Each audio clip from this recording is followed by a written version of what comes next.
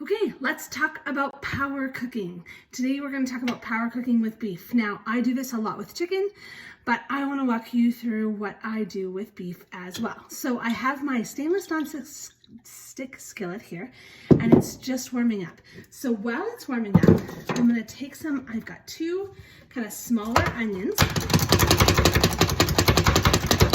We always want them as small as we can have them, don't we? If you are trying to hide onions in your food, this is the one you need. Maybe I'm the only one who needs to hide onions.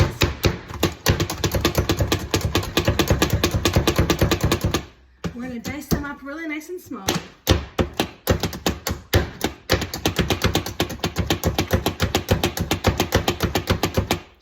And try not to cry in the process. No promises. All right, so I have those all diced up, and I'm gonna give this pan a little stir. See if I can hear that oil starting to sizzle. You really want your skillets nice and warm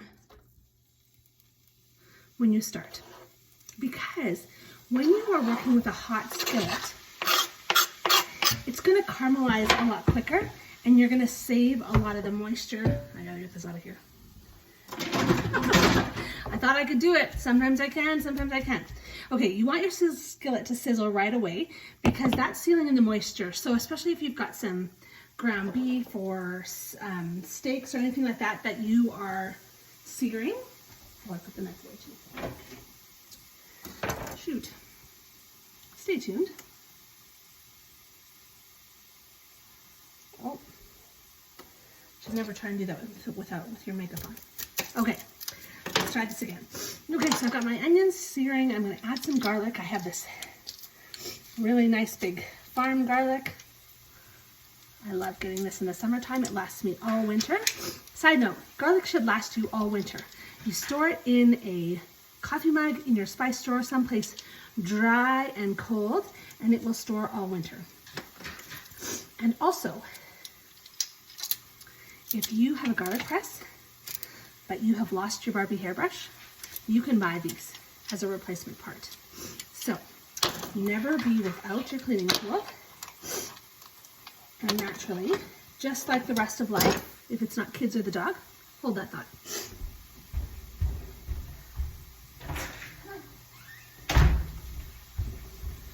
She always wants in at the most inopportune time.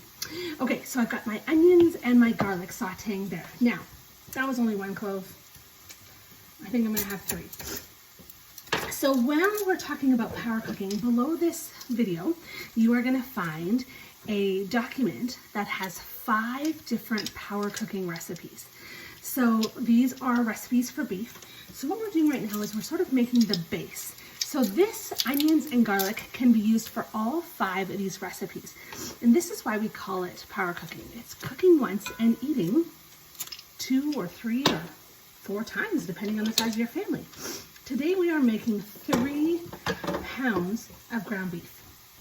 So typically the average family would eat, the average person usually eats, if I'm cooking for a large crowd, I make a 1/4 pound per person. That's my measure. So if I'm ever cooking for a potluck or a big group, I always know that a 1/4 pound per person is typically what I need to cook. So a family of 4 is about a pound of ground beef. So some people eat a 1/3, depending on what we're eating. So these recipes that come on here, what I love about these is that they cook the meat, then you freeze it in 3 different portions. You can freeze it in 2 if you are a bigger family that eats more. Sometimes a pound isn't quite enough. But then we could make stroganoff or tacos or chili or sloppy joes or hoagies, which are kind of like a sloppy joe with a few extra additives on them. So, okay. Now, I have my ground beef here. Now, I get from the farmer. So this is all in 1.5 pound packages. Oh, I feel like you can't see me through the steam. Oh well, I guess I'm looking steamy today. Okay, so as these are sauteing, you want them to get a little bit opaque, but you don't want to play with them too much. Now this is one of the things when it comes to cooking meat. I think a lot of us play with our food too much. Me, I'm a lot of us. I play with my food too much. So this is always a lesson for me in how to not play with it as much. You want to leave it on the pan, but you don't want to crowd it because you don't want it to steam or to boil. You really want it to saute or to sear. And that's where you're going to get that nice caramelization in the onions. And the same is going to apply to our ground beef. When we put it in, we're going to kind of flatten it out, and then we're going to let it sit for a couple of minutes. And that is because we want it to get that nice browned color on the meat, but also we want to use the pan to create more flavor in our meat. Okay, let's do this, and I'll talk to you from this side so that hopefully my steam isn't quite so distracting. That's funny that it's just blowing one way. So once these are kind of opaque, I'm going to add this ground beef, and then we're just going to let it sit. So what I love about this is that you put that ground beef just like this. You can put it in the freezer, or you can make a couple of recipes and freeze them. Now, what I love about this kind of a thing is not only could I put it in the freezer, but if I know that, say I have a family who's just had a baby, or last week I took a family to a meal to a family down the street who she just broken her leg. So there's lots of opportunity to make a little bit extra and serve your community as well, if you have the option to do that. So these are searing up nicely. You can see the bottom. Oh yes, okay. The other thing when you're playing with meat in your skillet, meat specifically, but we're gonna talk about with the onions too, you can see they're kind of stuck a little bit there. That means they're not quite ready to be released yet. So remember I said a minute ago we shouldn't play with our food. Our food actually talks to us while we cook. So our food is gonna tell us when it's ready to be stirred around the pan. All of this food has caramelized, has sugars in it that caramelize to the pan. And as soon as it's caramelized, it releases from the pan without sticking. So the onions are gonna talk to us and tell us when they're ready. They're not quite ready, so that is one of the things that I love, especially with meat. That's why when I said we're gonna put it in here and we're gonna just let it sit and not stir it, that is a big one. So watch me as we do this, and I'll come back and chatter more as it goes.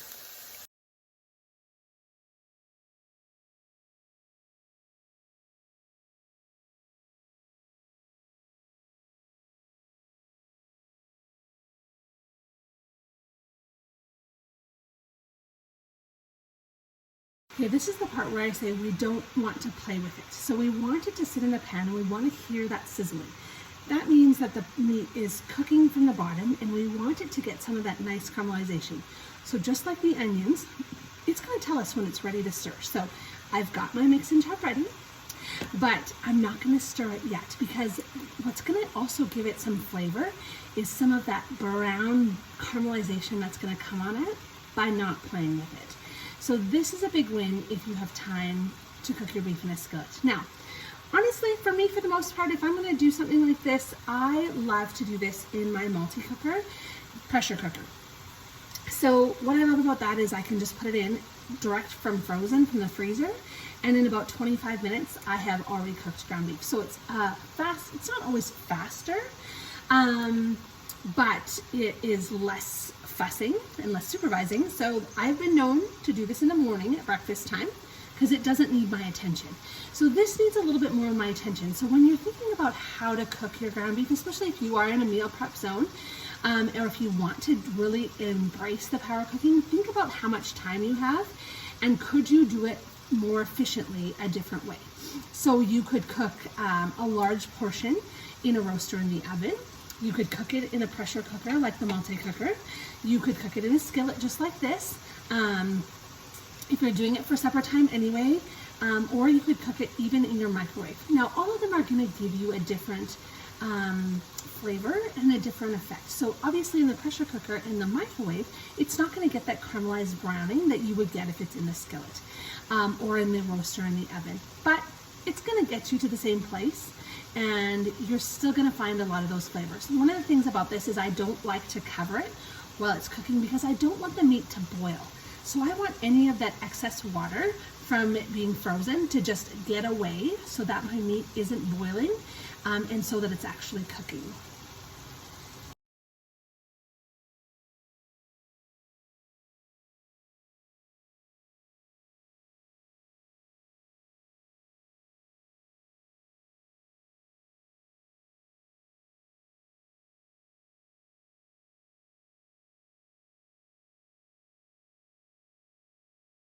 can really see this now. If I turn this, you can see the caramelization is really coming up nicely. So I do have my mix and chop, but I'm not going to use that right till the end. I want to get this nice dark color on as much of it as I can.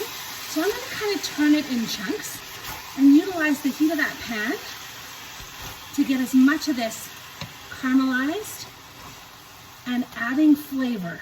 Because each stage that we cook this, stages add flavor. So the onions and garlic were a flavor, and now this caramelization is a flavor, and then the flavors we add when we make our individual meals will be flavors as well. Okay, now my beef is to the point that it's time to chop. So once I've got a really nice caramelization on it, I'm going to chop it up with my mix and chop to get all that nice fine crumble. Now for those of you who get meat from a farmer or buy extra lean, that is the reason the mix and chop comes in so handy, especially if you also do wild meat or chicken or turkey. The leaner the meat, the harder it is to crumble, because it's the fat in our meats that make them crumble. So you want to use something like the mix and chop, which I hope you all have one of these, to really give you that nice fine crumble, because that's what's going to allow you to really distribute the flavor, distribute the onions, and really turn it into a nice taco or chili or sloppy joe. A couple of minutes of stirring this, and you'll be able to see that the red is gone. Whoops. And you should still temp your beef. Should always come in at about 165 when it's done, but for the most part, we like to say when it's red, it's done. But you can even leave this now, even though it's cooked, you can leave it here on the skillet and let it get some more of that caramelization on the bottom of the pan. Now, what I love about these stainless non-stick pans is that all of that flavor and all of that juice that has cooked up with this pan has made sure that we don't lose any of that onion flavor or any of that beef flavor to the bottom of the pan. So look at this. There is nothing stuck to the bottom of this pan. It is completely clean. So when I take this ground beef out, it is not having to be scrubbed. It even can go in the dishwasher. So that is one of the things I love about this pan, but I can tell just by smelling it, there's some great flavors mixed in. And so now, if I was making this for supper, I could saute in some mushrooms and some mushroom soup and make myself a stroganoff. Or I can add in some taco seasoning and some salsa and make ourselves some chili. Some taco meat, I mean. Or we could add one of our packs of chili mix. Now, I will wrap my husband out. We have been using the chili mix now for 6 months or so. I guess it's been out maybe a year we've been using it. And he said last night as we were making chili for an event that he was taking it to, it was probably the best mix that we had. Spot on for flavor, really diverse. So if you want a quick and easy chili mix, grab our packs of the chili meal mix, and that would turn this into chili with one package and a couple of cans of beans, and you'd be good to go. The flavor is to die for. So I'm off to bag this up and get it ready for my freezer so I have some meals ready to go next week. I forgot. I wanted to show you what I do when I bag it up. So I know that we're going to use this fairly quickly, and so as we're trying to get rid of use less of our one-use plastics and Ziploc bags, I pulled out one of our reusable bags. I pulled out my scoop and drain. You can see that it has holes in it so that as I scoop the ground beef out, it can drain some of that excess fat off and then right into the reusable bag. So these are oven safe and air fryer safe and freezer safe. So a couple of scoops in there, seal this up, toss it in the freezer. When it comes out, give it a good wash, put it in the dishwasher, and it's ready to go for next time. The bonus is it doesn't melt when I put the hot beef in it.